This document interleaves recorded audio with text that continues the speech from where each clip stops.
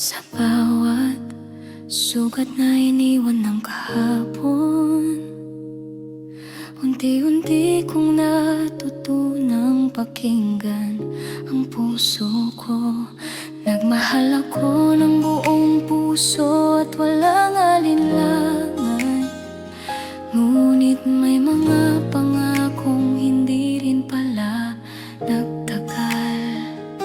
Nasaktan ako, pero hindi ako tuluyang bumagsak, dahil sa bawat luha may aral akong natuklasan. Sarili ko muna ang aking uunahin, sa gitna ng tahimik na paglalakbay ko.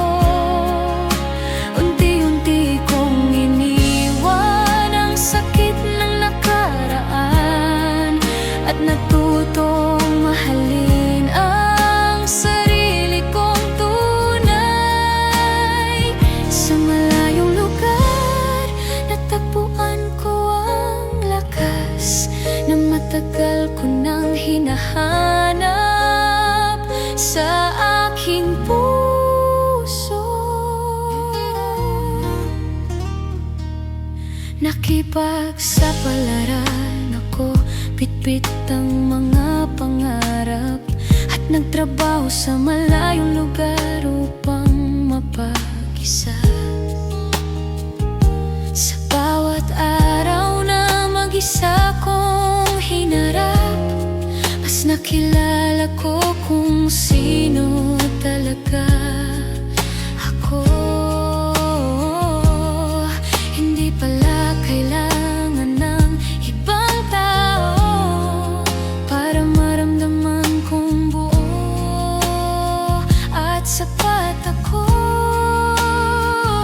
Sarili ko muna ang aking uunahin, dahil may mga panahong ako naman ang dapat mahalin. Sa bawat hakbang palayo sa nakaraan, mas malinaw kong nakita ang direksyon ng buhay ko. Ngayon ay mas matatag, mas payapa ang damdamin, at handa nang harapin ang bukas ng buong tapat.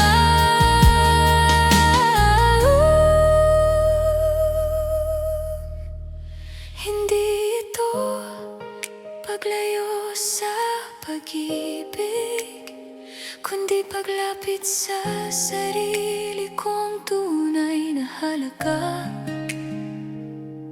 Sa ngayon, sarili ko muna, dahil dito ko natagpuan ang